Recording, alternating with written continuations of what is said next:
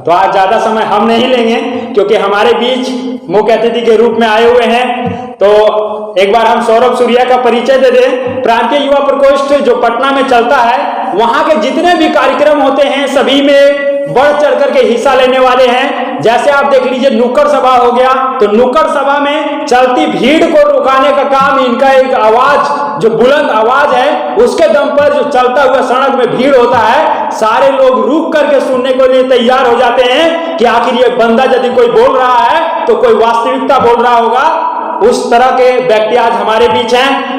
पुस्तक स्टॉल हो, साहित्य स्टॉल हो या फिर डोर टू डोर कैंपेन करना हो, पटना में आप देखेंगे तो लाखों लाख छात्र यहाँ पे जुड़े हुए हैं और उन सभी को एक अच्छा संदेश यदि पहुंचाना हो, नुक्कड़ सभा के माध्यम से, साहित्य स्टॉल के माध्यम से, संगीत संध्या के माध्यम से या फिर डोर टू डोर प्रचार हो, चाहे यूथ एक्सपो जो साल में एक बार होता है वो हो, सभी जगह बढ़ चढ़ करके अपना हिस्सेदारी लेते हैं। इनका भी मकसद है कि युवाओं को जब तक नहीं बदला जाएगा तब तक हमारा देश नहीं बदल सकता है। और ये बहुल जो युवा बहुल राष्ट्र हमारा है और युवा बहुल राष्ट्र को, युवाओं को सही मार्ग पर लाना होगा, तो हम सभी आप सभी के जोरदार तालियों के बीच बुलाना चाहेंगे सौरभ सूर्या को, जो लगातार से गुरु का काम करते हैं। आज हम सभी के बीच आए हैं, तो आपके जोरदार तालियों के बीच सौरभ सूर्या। बेहतर से बेहतर की तलाश करो, बेहतर से बेहतर की तलाश करो, मिल जाए नदियां तो समंदर की तलाश करो। अरे टूट जाता है शीशा पत्थर की चोट से, टूट जाता है शीशा पत्थर की चोट से, पर पत्थरों को भी जो तोड़ दे आप उस शीशे की तलाश करो। आप हमारे साथ एक बार गायत्री मंत्र, सभी लोग एक साथ एक स्वर में। ओम भूर्भुवः स्वः तत्सवितुर्वरेण्यं भर्गो देवस्य धीमहि धियो यो नः प्रचोदयात्। तो जैसा कि अभी आप लोगों को बहुत सारी चीज़ें बताई जा रही थी, आप सभी युवा हैं और युवाओं के बारे में बहुत कुछ कहा जाता है। युवावस्था अपार संभावनाओं को जन्म देती है। युवावस्था जो कि ईश्वर भी चाहता है कि हम पुनः धरती पर जाएं, तो युवावस्था में अपनी शक्तियों को दिखाएं, यानी अपनी शक्तियों को प्रदर्शित करें। युवावस्था अपार संभावनाओं को जन्म देती है, लेकिन आज का युवा जिस चकाचौंध में, एंड्रॉयड युग की जिस चकाचौंध में डूबा हुआ है, वो आप सभी जानते हैं कि युवाओं का क्या हालत है वर्तमान समय में। और आज जिस भी हम लक्ष्य को प्राप्त करना चाहते हैं, युवाओं के बारे में कहा जाता है कि संघर्षों के साये में इतिहास हमारा पलता है, जिस और जवानी चलती है उस और जमाना चलता है। दोस्तों, आज हमें सोचने और समझने की जरूरत है कि हम एक युवा हैं, देश के नौजवान हैं, और अभी मोदी जी का नारा भी है कि युवा यानी कि हमारा देश को युवाओं का देश कहा जाता है। तो आज हम युवा हैं, सोचने समझने की जरूरत है कि आज हम युवा हैं, हमारे पीछे क्या जमाना चलता है? तो देखेंगे नहीं साहब, जमाने के पीछे हम चलते हैं, जमाना हमारे पीछे नहीं चलता है। सबसे बड़ी इसमें समस्या क्या होती है कि हम खुद के ऊपर कॉन्फिडेंस नहीं हो पाते हैं कि जीवन में हम किसी लक्ष्य को प्राप्त कर पाएंगे भी या नहीं कर पाएंगे। खुद के ऊपर हमेशा संदेह बना रहता है। जैसे अभी एक तमिलनाडु के चीफ सेक्रेटरी हैं, उनका नाम याद नहीं आ रहा है, लेकिन उनका हम इंटरव्यू सुन रहे थे, तो अपने छात्र जीवन की कहानियां बताते थे कि जब वो आईएएस की तैयारी करते थे, जैसे मान लीजिए आप लोग आईएएस की तैयारी करना चाहते हैं, आप जिस लॉज में, जिस बिल्डिंग में रहते हैं, वहाँ कोई आपसे पूछे कि आप क्या करना चाहते हैं, आप कह दिए कि हम आईएएस बनना चाहते हैं, वो पहले पूछेगा आपका 10th में कितना मार्क्स था, आप बता देंगे समथिंग, फिर पूछेगा 12th में कितना मार्क्स था, तो वो जितना आप बताएंगे वो उससे 5 से 7 मार्क्स ज़्यादा करके बताएगा और कहेगा मेरा ग्रुप डी एग्जाम नहीं निकलता है और तुम आईएएस बनने की बात करते हो। उसी तरह से वो चीफ सेक्रेटरी था, कोई खास पढ़ने लिखने में शुरुआती दौर में वो नहीं थे, वो कहते थे कि मुझे आईएएस बनना है, तो उनके मित्र जो थे वो काफ़ी मजाक उड़ाते थे। उन कहते थे कि मान लो आप आईएएस की तैयारी करते हो और आप आईएएस नहीं बन पाए तो आप क्या करोगे ज़िंदगी में? तो वो कहते थे कि अगर मैं आईएएस नहीं बन पाऊंगा तो मेरी लेखन शैली उतनी बेहतरीन हो जाएगी कि मैं एक राइटर बन जाऊंगा। तो बोले राइटर बन जाओगे, मान लो अगर तुम राइटर बनना चाहते हो तुम राइटर बनने के लिए तुम प्रयास किए और तुम्हारा कोई बुक ही पब्लिश ना किया तो बोला मैं अपनी क्षमताओं को, अपनी प्रतिभा को इतना विकसित कर लूंगा कि मैं राइटर नहीं बनूंगा तो इस देश का प्रधानमंत्री बन जाऊंगा। तो ये कॉन्फिडेंस हमारे अंदर, आपके अंदर कैसे आएगी? तो इसीलिए कहा जाता है कि मेडिटेशन, जब हम मेडिटेशन करते हैं तो खुद की शक्तियों को पहचान पाते हैं। और मेडिटेशन में भी अगर गायत्री मंत्र को जोड़ दिया जाए तो और भी कई गुना ज़्यादा वो मेडिटेशन कारगर सिद्ध होता है। अभी आप देख रहे होंगे कि देश की आज़ादी में सर्वस्व बलिदान देने वाले कुछ क्रांतिकारी का फोटो लगा हुआ है। भगत सिंह का नाम आप लोग सुने हैं? भगत सिंह नास्तिक थे या आस्तिक थे? भगवान को मानने वाले थे कि भगवान को नहीं मानते थे? भगवान को नहीं मानते थे। उनका एक किताब आता है, कभी पढ़िएगा, पढ़ने का मौका मिले, मैं नास्तिक क्यों हूं। ये जब उनको फांसी होने वाला था तो कुछ दिन पहले वो लिखे थे। उनके ऊपर दबाव बनाया गया कि अंतिम समय में मान लीजिए जब हम किसी एग्जाम को देने जाते हैं तो 10 बार जिस भी भगवान को हम मानते हैं, कुछ लोग 10 बार बजरंगबली को कहेंगे कि बजरंगबली थोड़ा देख लीजिएगा, एग्जाम है, अगर क्वालिफाई कर जाएंगे तो 1.25 किलो लड्डू चढ़ाएंगे, 1 लड्डू आपके ऊपर और जितना बचेगा हम खुद खा लेंगे। तो ऐसी बातें होती। और वो इंसान फांसी पे चढ़ने जा रहे थे। फांसी पे जब चढ़ने जा रहे थे तो उनसे बहुत लोग कहे कि सिख धर्म से थे कि गुरु ग्रंथ साहिब पढ़ लो, ईश्वर से माफ़ी मांग लो कि जो भी गलतियां हुई है ईश्वर हमें माफ़ कर देना। वो बोले मैं ईश्वर के सामने अगर ऐसी बातें करूंगा तो लोग मुझे बुज़दिल और कमज़ोर समझेंगे। वो भगत सिंह अपनी किताब मैं नास्तिक क्यों हूँ का पेज नंबर 3 का 10वां लाइन उनका पढ़िएगा तो वो लिखते हैं, मैं अपने जीवन में कभी भी ईश्वर में विश्वास नहीं किया, मैं खुद में विश्वास किया हूं हमेशा। जब मैं डीएवी लाहौर के डीएवी स्कूल में पढ़ता था तब मैं घंटों एक कमरे में बैठकर गायत्री मंत्र जपता था। वो भगत सिंह का किताब पढ़ लीजिएगा, पेज नंबर 3 का 10वां लाइन में लिखे हुए हैं। महात्मा गांधी को आप पढ़े होंगे। महात्मा गांधी लिखते हैं कि जब अगर मैं अपनी जीवन में 10 मिनट प्रतिदिन ध्यान और मेडिटेशन नहीं करता तो मैं जीवन में शायद इतना गांधी नहीं बन पाता। क्योंकि ये वही महात्मा गांधी थे जब पहली बार इंग्लैंड से पढ़ के लौटते हैं और लौटने के बाद ये 5 गुना फी बढ़ा के अपना बोलते हैं। जब इनके पास जाता है कैंडिडेट की हमें केस लड़ना है तो ये कहते हैं मैं लंदन रिटर्न्स हूँ इसलिए मुझे 5 गुना ज़्यादा फी चाहिए, जो भारत में लिया जाता है उससे 5 गुना ज़्यादा। जब जज ऑर्डर करते हैं तो ये लड़खड़ा के गिर जाते हैं और जो इसके क्लाइंट होते हैं कॉलर पकड़ के इनका पैसा वापस ले लेते हैं। और ये वही गांधी जो कि आंधी ला दिया था हिंदुस्तान में और हिंदुस्तान को आज़ाद कर दिया, उसके जीवन में जब पढ़िएगा तो वो भी लिखते हैं कि गायत्री मंत्र की साधना अगर मैं प्रतिदिन आधा घंटा नहीं करता तो इस मुकाम पे हम नहीं पहुंच पाते। और हम करते क्या है साहब कि हमें खुद के ऊपर हमेशा संदेह रहता है कि हम कुछ कर पाएंगे या नहीं कर पाएंगे। इसी तरह से चंद्रगुप्त मौर्य और चाणक्य का कहानी आप लोग जानते होंगे। एक चंद्रगुप्त मौर्य एक छोटा सा बालक होते हैं, चाणक्य का बेइज्जत किया जाता है घनानंद के द्वारा। ये वही घनानंद है जिसकी सेना को देखकर सिकंदर वापस लौट गया था। विश्व विजेता हम लोग सिकंदर को मानते हैं लेकिन सिकंदर घनानंद से नहीं टकरा पाया था। इस वजह से इसके सेना जो थे व्यास नदी को पार नहीं कर पाए थे और इसको एक छोटा सा बालक को ये चुनते हैं चंद्रगुप्त मौर्य को और चंद्रगुप्त मौर्य से काफी हार्ड ट्रेनिंग देते हैं। चंद्रगुप्त मौर्य को पेड़ पे सोने के लिए कहते हैं, खाने में उनके जहर मिला देते हैं, बहुत सारे इनको ट्रेनिंग दिया जाता है। तो चंद्रगुप्त मौर्य के मन में यह संदेह होता है कि मैं अपने गुरु से पूछता हूं, ये तो बहुत तपस्वी और तेजस्वी हैं। वो पूछते हैं, हे आचार्य क्या मैं आपसे एक सवाल पूछूं? वो पूछते हैं, हाँ बेटा पूछो, क्या पूछना चाहते हो? वो कहते हैं कि मान लीजिए आप हमसे इतनी मेहनत करवाते हैं, क्या आप भाग्य में यकीन करते हैं? हम लोग भी मानते हैं साहब कि भाग्य बहुत बड़ी चीज होती है। भाग्य में नहीं होगा तो नौकरी नहीं होगा, अगर भाग्य में होगा तो खुद ब खुद हो जाएगा। हम लोग मानते हैं ऐसा सिकंदर का भी मानना था। सिकंदर जब अपने गुरु को अपनी हाथों की लकीरें दिखाते हैं तो सिकंदर कहते हैं कि गुरुदेव देखिए क्या मैं विश्व विजेता बन पाऊंगा? तो उसके गुरु कहते हैं बेटा तुम विश्व विजेता नहीं बन पाओगे। कहते हैं क्यों नहीं बन पाऊंगा? कहते हैं तुम्हारी हाथों की लकीरें जो है 2 लकीरें आपस में नहीं मिल रही है, वो लकीर अगर मिल जाता तो तुम विश्व विजेता बन जाता, वो लकीरें नहीं मिल रही है। वो कहते हैं ठीक है, इस लकीरों को तो सिर्फ मिलाना है। अपनी तलवार उठाते हैं और तलवार से अपनी लकीरों को चीर कर आपस में दोनों लकीरों को मिला देते हैं और उसके बाद कहते हैं गुरुदेव देखिए क्या मैं विश्व विजेता बन पाऊंगा? तो उसके गुरु कहते हैं कि बेटा तुम्हारे भाग्य में चाहे जो भी लिखा हो, दुनिया तुम्हें विश्व विजेता ही के रूप में ही जानेगी। और उसी तरह से चंद्रगुप्त मौर्य पूछते हैं चाणक्य से कि हे आचार्य आप तो इतने समझदार, इतने शिक्षित, इतने विद्वान व्यक्ति हैं, आप बताइए क्या आप भाग्य को मानते हैं? वो बोले हाँ बेटा मैं भाग्य को मानता हूं। तो आप मुझे इतनी मेहनत क्यों करने कहते हैं? अगर मेरे भाग्य में लिखा होगा कि मैं राजा बनूंगा तो मैं राजा बन जाऊंगा, अगर भाग्य में नहीं होगा तो मैं राजा नहीं बन पाऊंगा।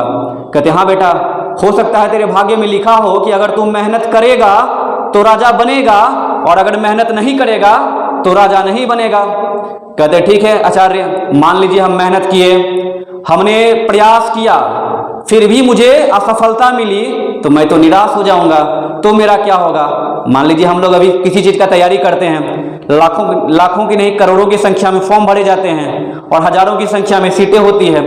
हम लोग सोचते हैं कि हम तैयारी तो किए, लेकिन अगर मुकाम नहीं मिला तो हम तो निराश हो जाएंगे। तो देखिए मानव की बहुत कर्तव्य होती है, मानव इतना आगे बढ़ा है तो उसका पीछे उसका संघर्ष छुपा हुआ है। संघर्ष और बुद्धि के दम पे ही मानव आज इतना विकसित प्राणी की गिनती में आता है। तो चंद्रगुप्त मौर्य को चाणक्य कहते हैं कि देखो बेटा, तुम एक मनुष्य हो, अगर तुम प्रयास किया फिर भी तुम असफल हो गए तो तुम निराश हो सकते हो, लेकिन इस असफलता के डर से तुमने प्रयास ही नहीं किया तो तुम्हारा सर्वनाश हो जाएगा। इसलिए मानव हो, तुम संघर्ष करो, तुम्हारा जो काम है तुम वो करो। लेकिन देखिए कुछ लोग, होता क्या है कि कुछ लोग, देखिए ज्ञान दो प्रकार का होता है, एक होता है सिर्फ ज्ञान और एक होता है सद्ज्ञान। दोनों में फर्क बहुत है। शिक्षित व्यक्ति और समझदार व्यक्ति में देखिए क्या फर्क है।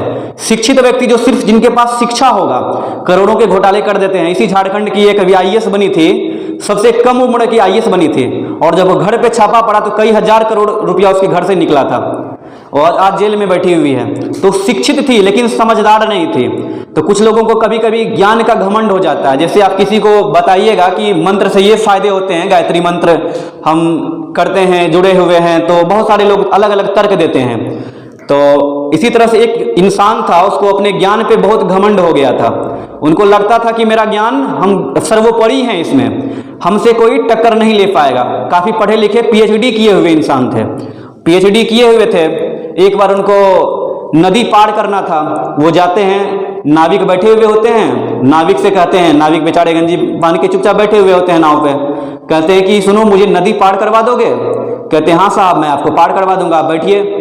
अब वो देखते हैं उसके फटे चिटे वस्त्र को, वो जो पढ़े लिखे विद्वान थे वो सोचते हैं इसका हम परीक्षा लेते हैं, ये क्या, इसके पास क्या नॉलेज है, ये क्या जानता है। कहता अच्छा बताओ तुम कितने पढ़े लिखे हो? कहते हैं मैं ज़्यादा पढ़ा लिखा तो, मैं तो पढ़ा लिखा हूँ ही नहीं, थोड़ा बहुत तीसरा चौथा पास हूँ। वो कहते हैं अच्छा बताओ तुम मॉडर्न युग में इंग्लिश जानते हो? कहते हैं इंग्लिश क्या होता है, मुझे इंग्लिश नहीं पता है। कहते हैं आज के समय में अगर तुम इंग्लिश नहीं जानते हो तो तुम्हारा 20% लाइफ बेकार है।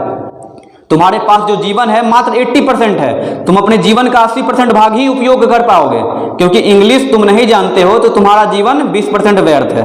कहते ठीक है साहब 20% व्यर्थ है तो मैं अपना जीवन का यापन 80% से कर लूंगा। फिर आगे चलते हैं, आगे जाके पूछते हैं तुम मैथ जानते हो? मैथ में अलजेब्रा, ट्रिगोनोमेट्री तुम्हें पता है? कहते ये सब क्या है, मुझे जोड़ घटाव थोड़ा बहुत आता है, इसके अलावा तो मैं कुछ नहीं जानता हूँ। कहते हैं तुमको इंग्लिश नहीं आती, तुम्हें मैथ नहीं आती, तुम्हारा 20% लाइफ फिर से बेकार है, यानी तुम्हारे पास मात्र 60% जिंदगी बचा हुआ है। कहते ठीक है साहब 60% बचा है, ऐसा कीजिए मैं फिर भी काम चला लूंगा। फिर आगे जाने के बाद कहते हैं तुमको फिजिक्स आती है? वो कहते हैं मुझे फिजिक्स तो नहीं आती है। कहते तुम्हें फिजिक्स भी नहीं पता है, यानी तुम बिल्कुल पढ़े लिखे नहीं हो, तो मात्र तुम्हारा जीवन का 40% तुम अपने जीवन का उपयोग कर पाओगे और 60% तुम्हारा व्यर्थ है। और बोलते ही बोलते क्या होती है, नाव की, नदी की धाराएं तेज चलने लगती है, तूफान चलने लगता है और नाव डगमगाने लगता है। वो इंसान पूछते हैं उससे कि ठीक है साहब आप बताइए, मैं तो मेरा मानते हैं मेरा 60% जीवन व्यर्थ है, 40% जीवन में मैं अपना जीवन यापन करके अपना घर को चला लूंगा। आप बताइए आपको तैरना आता है? क्या आप स्विमिंग जानते हैं? वो बोला नहीं, मुझे स्विमिंग तो मैंने कभी सीखा ही नहीं, मुझे ये स्विमिंग नहीं आती है। कहता है माफ कीजिएगा साहब मेरा तो सिर्फ 60% जीवन व्यर्थ हुआ है, आपने अपना 100% जीवन चौपट कर लिया। कहते हैं कैसे? मैं अपना जीवन कैसे चौपट कर लिया? कहते हैं कि मुझे अफसोस है कि ये नाव डूबने वाली है और मुझे इस चीज का बेहद अफसोस है कि मैं आपको बचा नहीं पाऊंगा। कहता है ये तुम क्या बक रहे हो?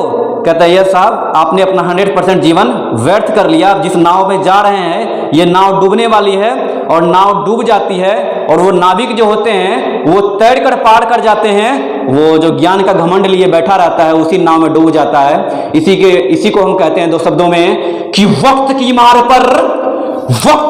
पर बहुतों को झुकते देखा है, उगते हुए सितारों को भी हमने डूबते हुए देखा है। अगर चल ना सके हम सही राह पर तो मैं क्या और आप क्या, अगर चल ना सके हम सही राह पर तो मैं क्या और आप क्या, अरे नाव सहित नाविक को भी हमने बीच मझधार में डूबते हुए देखा है, नाव सहित नाविक को भी हमने बीच मझधार में डूबते हुए देखा है। तो कहीं ऐसा हालत, ऐसा सिचुएशन हमारे साथ भी नहीं हो जाए।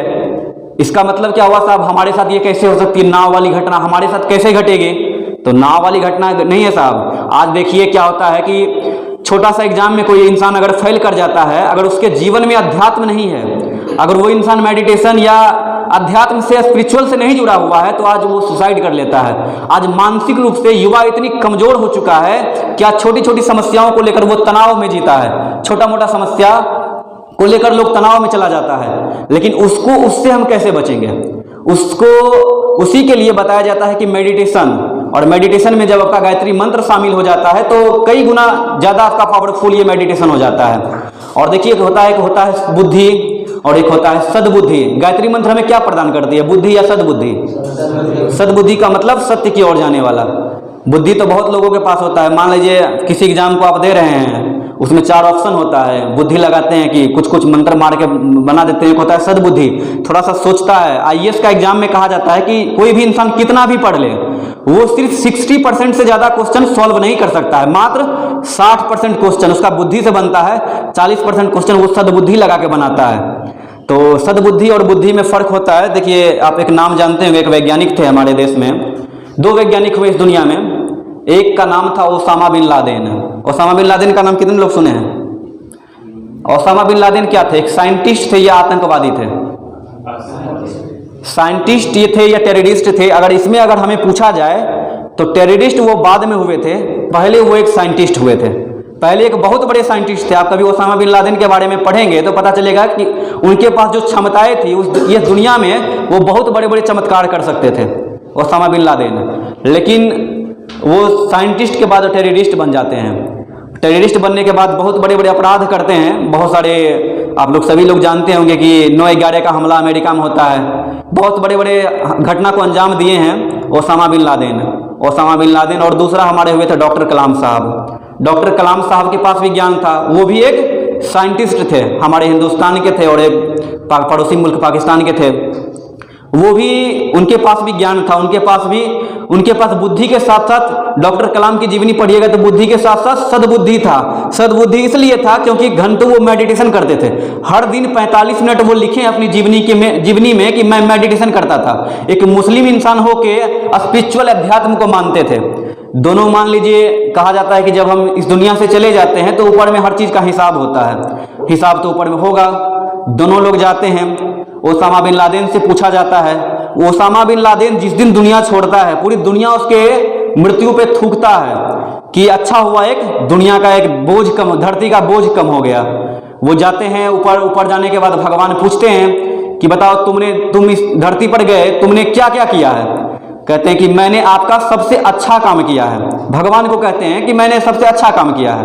कहते हैं अच्छा काम का मतलब क्या होता है, तुम बताओ, समझाओ। कहता है कि देखिए जो इतनी जनसंख्या बढ़ रही है धरती पर, मैंने उसको रोकने का प्रयास किया। कहता हाँ, बहुत अच्छा काम किए हो। कैसे तुम रोक रहे थे? कहता दुनिया में तबाही मचा रहे थे हम, बम से और परमाणु बम से दुनिया को बढ़ती जनसंख्या को हम रोकने का प्रयास कर रहे थे। कहता ठीक है, तुम साइड हट जाओ। अंजाम क्या हुआ? कहता अंजाम थोड़ा बुरा हो गया। अमेरिका हमारे घर में घुस के मारा। हमारा देश का एक भी इंसान नहीं पूछा अमेरिका वालों से कि आप हमारे देश के एक वैज्ञानिक को क्यों घर घुस के मारे हो। और कहते डॉक्टर कलाम साहब से पूछा जाता है कि अब जब बताओ कलाम, तुमने क्या किया? कलाम साहब, जिस दिन कलाम साहब शरीर छोड़ते हैं, जो अमेरिका ओसामा बिन लादेन को घर घुस कर मारता है, वही अमेरिका अपना राष्ट्रीय ध्वज झुकाकर कलाम साहब को सल्यूट करते हैं। वही अमेरिका होते हैं। और पूरा हिंदुस्तान का नौजवान उस दिन खाना नहीं खाता है। पूरा हिंदुस्तान के नौजवानों को लगता है कि आज हमारे देश के एक बहुत बड़े साइंटिस्ट को तो हमने खोया ही, हम सबके प्रेरणा स्रोत डॉक्टर कलाम साहब दुनिया छोड़ गए। डॉक्टर कलाम साहब अपने शब्दों में कहते हैं, उनके शब्दों में हम बताना चाहते हैं कि डॉक्टर कलाम साहब से जब पूछा जाता है कि बताओ कलाम तुमने क्या किया, तुम्हारा जीवन कैसा गुजरा, तो कहते हैं कि भारत की शान हूं मैं, भारत की शान हूं मैं, डॉक्टर कलाम हूं मैं, वंदे मातरम कहकर जो गर्व से फूल जाए वही इंसान हूं मैं। अरे मैंने देखा था अजब नजारे, मैंने देखा था अजब नजारे, जब मैं मौत की नींद में सोया था, तो उस दिन सिर्फ मेरे अपने ही नहीं बल्कि पूरा हिंदुस्तान उस दिन मेरी मौत पर रोया था, पूरा हिंदुस्तान उस दिन मेरी मौत पर रोया था। और हम सबके जीवन में जब हम सभी का ये अंतिम क्षण तो जाना ही है आज नहीं कल, तो हम सब, पद बड़ा नहीं होता है साहब, पद से बड़ी होती है प्रतिभा। प्रतिभा को कैसे विकास करें, प्रतिभा को कैसे विकसित करें, ये मेडिटेशन को जब पढ़ेंगे हम अपने जीवन में लगभग 450 से ज़्यादा जीवनी पढ़े हैं और सब में कॉमन बात ये मिलती है, चाहे सुभाष चंद्र बोस की हम बात करें, स्वामी विवेकानंद, डॉक्टर कलाम साहब, भगत सिंह के बारे में कुछ लोग कहते हैं कि नहीं, कुछ लोग से आप पूछेंगे तो वो सीधी कहेंगे कि नहीं वो भगवान में विश्वास नहीं रखते, तो ऐसे ही क्रांतिकारी बन गए। लेकिन वो भी अपनी मैं नास्तिक क्यों हूं में लिखे हुए हैं पेज नंबर 3 में कि मैं घंटों ध्यान गायत्री मंत्र का जप करता था। और जब हम बचपन में ये सब किताबों को पढ़ते थे तो हमारे मन में ये उत्साह होता था कि काश हम देश की आज़ादी से पहले, काश हम पैदा होते तो हम देश की आज़ादी में कुछ कर पाते, देश की आज़ादी में हमारा भी कुछ योगदान होता। तो इन सब के बारे में पढ़ने के बाद फिर हम जब गायत्री परिवार से जुड़े तो अपने परम पूज्य गुरुदेव का हम किताब एक साहित्य पढ़ रहे थे, उसमें लिखा हुआ था कि देखो बेटा, आने वाला समय में अभी हिंदुस्तान पूर्णतः आज़ाद नहीं हुआ है। हिंदुस्तान आज़ाद भारत का मतलब है कि दुनिया का सिरमौर जैसा हम पहले थे वैसा ही हम फिर से बनेंगे, यानी विश्व गुरु हम फिर से बनेंगे। हमारे परम पूज्य गुरुदेव लिखे हैं कि देश की आज़ादी से पहले जितने भी क्रांतिकारी इस देश में पैदा हुए हैं, चाहे भगत हो, आज़ाद हो, सुभाष चंद्र बोस हो, महात्मा गांधी हो, जो भी हो, उन सभी को फिर से हम धरती पर लाएंगे। कब लाएंगे? 21वीं सदी में सबको लाएंगे। और सब लोग खुद को पहचान नहीं पाएंगे कि मैं कौन हूं, लेकिन यकीन करना, अगर आप हमारे संगठन में जुड़ गए हो, अगर आप गायत्री परिवार में जुड़ गए हो, तो आप वही पुण्य आत्मा हो। हम खुद को पहचान नहीं पाते हैं कि हम भगत हैं, आज़ाद हैं या सुभाष चंद्र बोस हैं, लेकिन हो सकता है कि हम वही उसी में से कोई एक होंगे। वही इसलिए हमें समझने की जरूरत है। मान लीजिए हमारा देश में देखिए होता क्या है कि कभी कभी जागृत आत्माओं की कमी शुरुआत से ही इस हिंदुस्तान की एक परंपरा रही है। लोग समझ नहीं पाए हैं, हमारे देश में बहुत सारे आक्रमण हुए, लोग समझ नहीं पाए, आपस में ही लड़ने में रह गए। पहला आक्रमण कब हुआ था? अंग्रेज भारत आया था 1600 ईस्वी में, लगभग 1605 ईस्वी में उसका पहला गठन हो जाता है कंपनी का। अंग्रेज भारत आता है, 100 वर्ष ऐसे ही हिंदुस्तान को पहले समझने का प्रयास करता है। 1757 ईस्वी में पलासी का युद्ध होता है और उस युद्ध से ही माना जाता है कि हिंदुस्तान लगभग गुलाम बन गया। और 1764 में जब बक्सर का युद्ध होता है तो हिंदुस्तान को पूर्णतः वो लोग गुलाम बना चुका होता है।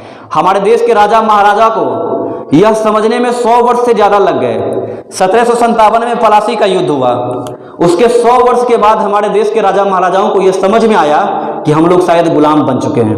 100 वर्ष तक किसी को यह पता ही नहीं था कि हम लोग गुलाम बन गए हैं। 1857 में पहली बार लोगों को एहसास हुआ कि हम शायद अंग्रेजों के गुलाम बन गए हैं। और पहला बार क्रांति का बिगुल बजा उसी समय 1857 के विद्रोह से। उसके बाद वो तो राजा महाराजा समझ गए। हमारे देश का पब्लिक जो आम जनता है, भैया बहुत लोगों को समझाना चाहेंगे कि 21वीं सदी उज्जवल भविष्य, हिंदुस्तान पुनः दुनिया का सिरमौर बनेगा, तो लोग बहुत सारी गालियां देने लगेंगे। क्योंकि हिंदुस्तान में जागरण बहुत लेट से होता है, शुरुआत से नहीं होती है। जागृत आत्माओं की कमी होती है। जापान छोटा सा देश है, जापान में इंग्लैंड मात्र 15 वर्ष तक शासन कर पाया। जैसे ही 1 साल के अंदर जापान को पता चल गया कि शायद हम लोग गुलाम बन चुके हैं, बिना रक्त बहाए हुए, रक्त विहीन क्रांति लाके वो लोग आजाद हो गया। एक छोटा सा संधि हुआ और वो लोग आजाद हो गया। लेकिन हमारे देश में हमें 200 वर्ष से ज्यादा लग गए देश को आजाद कराने में। 100 वर्ष देश के राजा महाराजाओं को यह समझने में लगा कि शायद हम गुलाम बन चुके हैं, गुलाम बन गए। उसके बाद 50 वर्ष हमारे देश के जनता को समझाने में लगा कि हम लोग गुलाम बन गए हैं। कोई मानता ही नहीं था। उससे पहले आप देखेंगे कोई नहीं मानता था।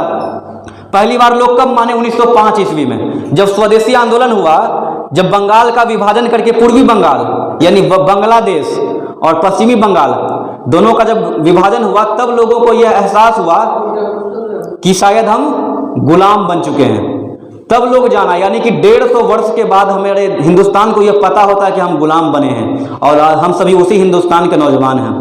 हिंदुस्तान मान लीजिए, अभी आप लोग पढ़ते होंगे कि दुनिया का सिरमौर हिंदुस्तान था, पूरी जगत का विश्वगुरु हिंदुस्तान था, सबसे ज़्यादा धन दौलत वाला देश हिंदुस्तान था। फिर भी आखिर कौन सी ऐसी वजह थी, कभी ये झांकने का प्रयास कीजिए कि ऐसी कौन सी वजह थी कि हम गुलाम बन गए। जिस लॉज में आप रहते हैं, जिस मित्र के साथ आपका रहना होता है, वो मित्र अगर आपको 10 बार कह दे तुम ये काम नहीं कर पाओगे, तो हमें यह संदेह हो जाता है कि साहब लगता है हम सचमुच में नहीं कर पाएंगे। उसी तरह हिंदुस्तान एक अंग्रेज आया था, अंग्रेजों को भेजा गया था वहाँ के पार्लियामेंट के द्वारा, और जब वो अंग्रेज आया था तब तक इंग्लैंड 50 देशों को गुलाम बना चुका था ऑलरेडी, अमेरिका गुलाम बन चुका था, अमेरिका और जो भी यूरोपीय देश था बहुतों को गुलाम बना चुका था इंग्लैंड, और जो एशियन देश था हमारे इर्द गिर्द, चाहे इंडोनेशिया हो, आसपास के जो भी देश था, उसको इंग्लैंड गुलाम बना चुका था। अब हिंदुस्तान में उसकी निगाहें थी, क्योंकि जब सिकंदर दुनिया जीत लिया था तो उसका मानना था कि हिंदुस्तान को जीत जाएंगे तो विश्व विजेता बन जाएंगे, क्योंकि हिंदुस्तान से बड़ा शक्तिशाली उस समय कोई देश नहीं था।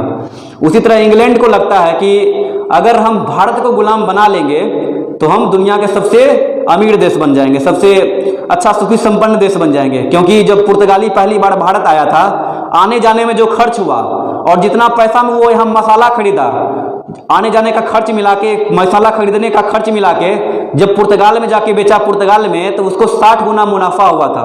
तो पूरा यूरोप में ये शोर मच चुका था कि हिंदुस्तान को अगर गुलाम बना ले, और अंग्रेजों की मंशा शुरू से ही रही है, वो लेना जानता था, देना कुछ नहीं जानता था। अंग्रेज एक अपना अधिकारी को भेजते हैं कि जाओ पता करो कि हिंदुस्तान को क्या हम गुलाम बना पाएंगे। आज कल हम लोगों का आज़ादी का अमृत महोत्सव है, तो इसलिए आप लोग जान जाइए कि हमारा हिंदुस्तान कैसे गुलाम बना। और हम भी आज नहीं, हम भी माने या ना माने, हम सभी मेंटली रूप से किसी न किसी का गुलाम बने हुए हैं। तो उस समय कहा गया कि जब एक अंग्रेज अधिकारी भारत आया तो पूरा हिंदुस्तान में एक वर्ष लगभग घूमा। घूमने के बाद इंग्लैंड के पार्लियामेंट में वो कहते हैं कि हम हिंदुस्तान को गुलाम नहीं बना पाएंगे। कहते हैं हिंदुस्तान को हम गुलाम क्यों नहीं बना पाएंगे? क्योंकि हमने तो ऑलरेडी 50 देशों को गुलाम बना चुका है, हम बना चुके हैं। 13 करोड़ आबादी को हम गुलाम बना लिए हैं, और उस समय हिंदुस्तान की आबादी 15 करोड़ था। कहते हैं कि हिंदुस्तान को गुलाम नहीं बना पाएंगे क्योंकि उसके 3 रीजन हैं। कहते हैं 3 रीजन कौन कौन सा है? पहला रीजन क्या है? कहते हैं हिंदुस्तान के लोग इतने ताकतवर है, उस समय हिंदुस्तान के लोग बहुत ताकतवर होते थे। आप लोग सुने होंगे, किसी अंग्रेज के बारे में आप नहीं पढ़े होंगे कि अंग्रेज किसी शेर को मार दिया था, जान से मार दिया हाथों से। लेकिन हिंदुस्तान में बहुत सारी कहानियां मिल जाएगा, पृथ्वीराज चौहान, टीपू सुल्तान, बहुत बड़े बड़े लोग हुए हैं जो कि शेर से लड़ते थे। एक एक इंसान हिंदुस्तान में ऐसे ऐसे थे कि 10,000 हाथियों को बराबर बल रखते थे। भीमसेन हमारे देश में हुए हैं, तो सबसे पहला बॉडी बिल्डर तो वही थे। लेकिन वो जब कहा जाता है वहां पे कि हिंदुस्तान के एक लोग 10 अंग्रेजों को पटक के मारेगा, कहता है ये पहला रीजन है। अंग्रेजों का जो इंग्लैंड की आबादी था उस समय 1 करोड़, हिंदुस्तान की आबादी 15 करोड़। 15 करोड़ 150 करोड़ पे भारी पड़ जाएगा, तो हम लोग तो 1 करोड़ ही हैं। तो कहता चलो ठीक है, पहला रीजन ये हो गया। दूसरा रीजन बताओ? कहते हैं दूसरा, जो इंसान गरीब रहेगा वो ना किसी का गुलाम बनेगा।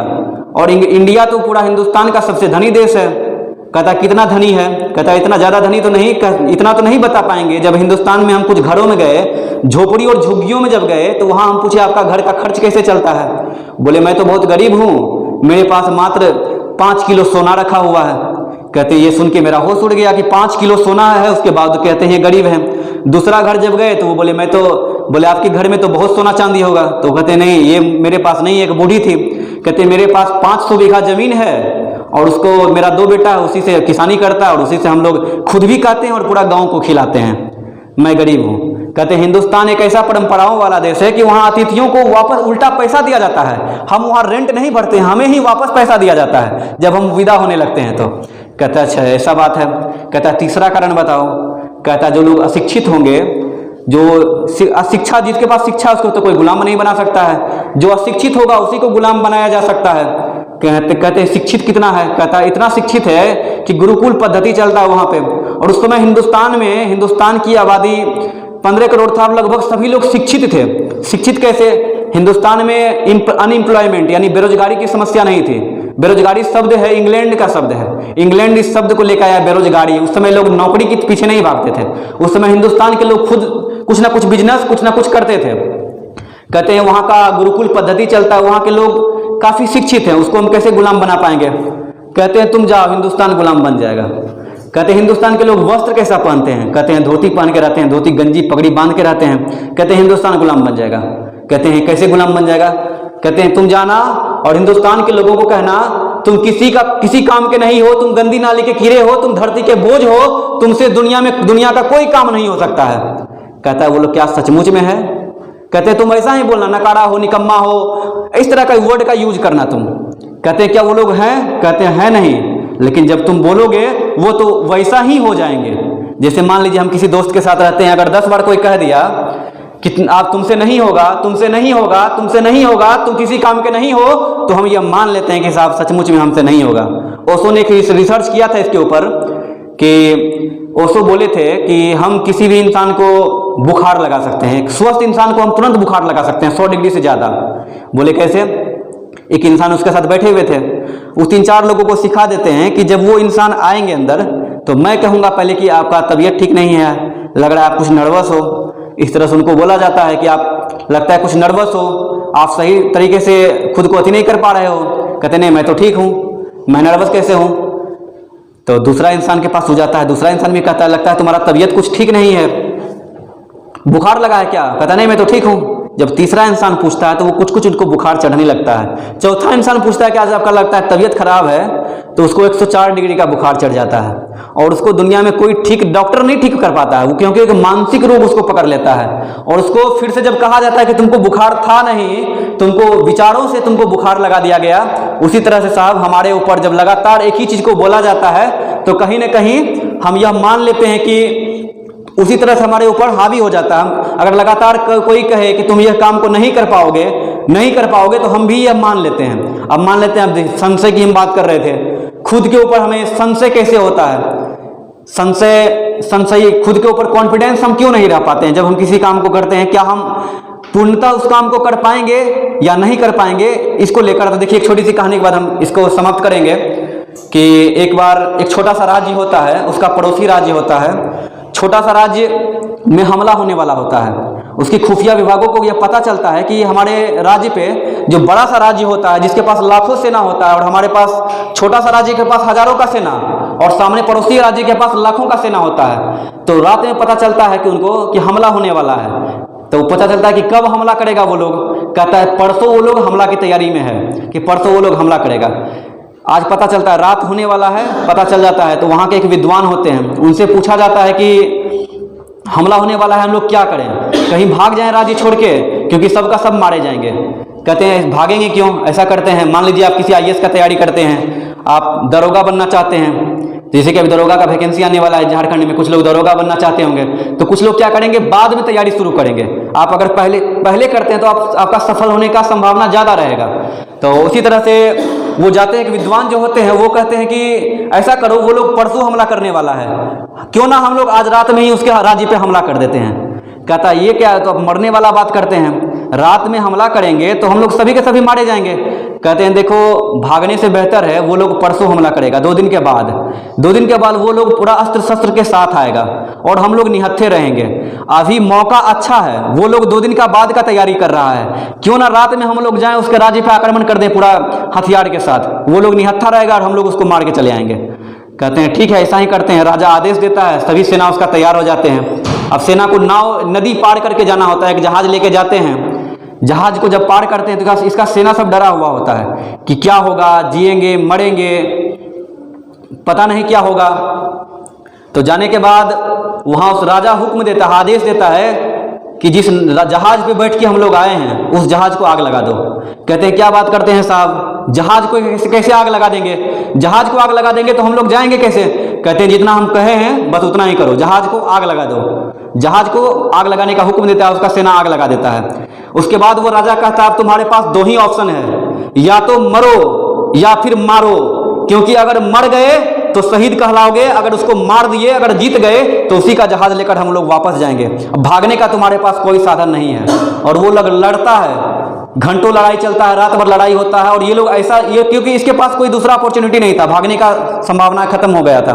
ये लोग मरने और मारने का भावना से लड़ता है और सामने वाला बचने का प्रयास करता है और ये लोग जीतता है, ये लोग जीत के फतह करके जाता है। इसी तरह मेरे दोस्त हम सभी के जीवन में कोई ना कोई लक्ष्य होता है, लेकिन हम लोग क्या सोचते हैं, ये नहीं होगा तो वो कर लेंगे, किसी किताब को जब आपको याद नहीं होता तो हम सबसे बेहतरीन तरीका आपको बताते हैं, उस किताब को फाड़ लीजिए और सोच लीजिए एक बार इसको पढ़ेंगे, इतना बेहतरीन तरीके से पढ़ेंगे दोबारा पढ़ने का जरूरत नहीं पड़ेगा। आपका जो अंतरात्मा होती है, आपकी जो माइंड होती है, उस चीज को कैच कर लेता है। इसी को बस 2 शब्दों में कह के समाप्त करते हैं कि बेहतर से बेहतर की तलाश करो, बेहतर से बेहतर की तलाश करो, मिल जाए नदियां तो समंदर की तलाश करो। अरे टूट जाता है शीशा पत्थर की चोट से, टूट जाता है शीशा पत्थर की चोट से, पर पत्थरों को भी जो तोड़ दे, आप उस शीशे की तलाश करो, आप उस शीशे की तलाश करो। धन्यवाद।